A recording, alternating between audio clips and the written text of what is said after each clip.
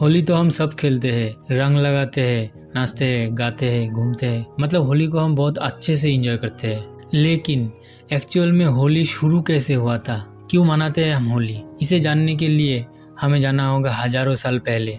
हिंदू पुराण के अनुसार असुर राज के राजा हिरण्यकशिपु खुद को भगवान मानते थे, लेकिन उनका बेटा प्रहलाद विष्णु भक्त थे।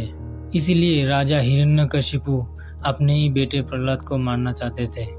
इसीलिए एक दिन राजा आदेश दिया, होलिका जो हिरण्यकशिपु के बहन थे और जिसे आग में ना जलने की वर मिली थी, वो प्रहलाद को लेके आग में बैठेगी ताकि होलिका वर मिलने के कारण आग से बच जाए और प्रहलाद आग में जल के मर जाए। लेकिन हुआ इससे बिल्कुल उल्टा। प्रहलाद विष्णु के कृपा से आग से बच गया, लेकिन होलिका को वर मिलने के बाद भी आग में जल के राख हो गया। इसका मतलब बुराई के ऊपर अच्छाई की जीत, और इसी जीत को सेलिब्रेट करने के लिए अगले दिन लोग एक दूसरे को रंग लगा के मनाते। इसीलिए आप पहले दिन लोग होलिका दहन करते हैं और दूसरे दिन होली खेलते हैं। पर होली खेलने की एक दूसरा कारण भी है। जब भगवान श्री कृष्ण ने अपना माता यशोदा से पूछा, मेरा शरीर का रंग इतना काला और राधा का शरीर का रंग इतना गोरा क्यों है, तब माता यशोदा ने मजाक में कृष्ण को कहा, तुम राधा को जिस रंग में देखना चाहते हो वो रंग लेके राधा को लगा दो। और उसके बाद भगवान श्री कृष्ण ने खेल खेल में राधा को रंग लगा दिया। तब उनके साथ गोपियां भी थे और तभी से शुरू होती है होली खेलने की उत्सव। लेकिन हम इसे अगर साइंटिफिक पर्सपेक्टिव से देखें तब हजारों साल पहले लोग जानते थे ठंड की खत्म और बसंत के शुरू के समय हवा में वायरस और बैक्टीरिया रहते हैं। इसे मारने के लिए लोग जगह जगह पे आग लगाते थे ताकि आग के गर्मी के कारण वायरस और बैक्टीरिया मर जाए।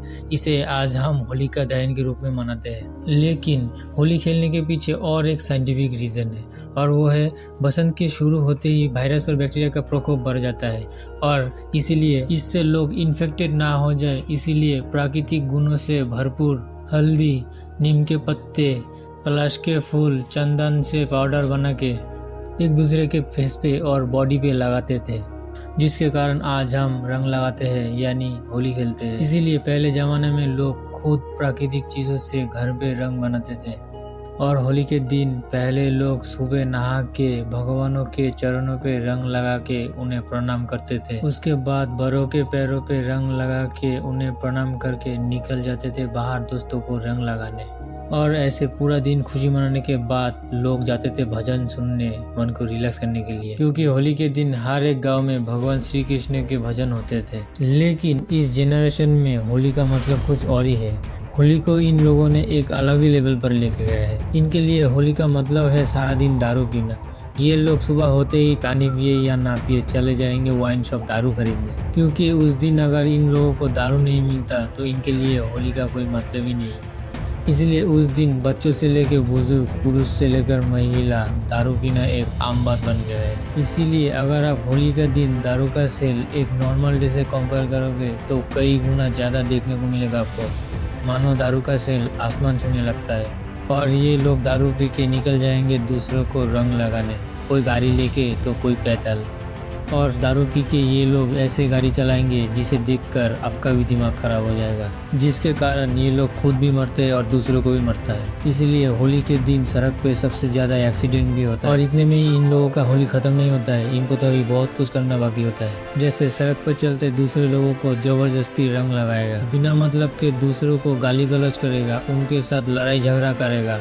इसलिए होली के दिन आपको हर एक मोहल्ले में, हर एक तीसरे चौराहे पर लड़ाई झगड़ा मारपीट जरूर देखने को मिलेगा। उसके बाद ये लोग लड़कियों को छेड़ेंगे, उनको भी जबरदस्ती रंग लगाएंगे।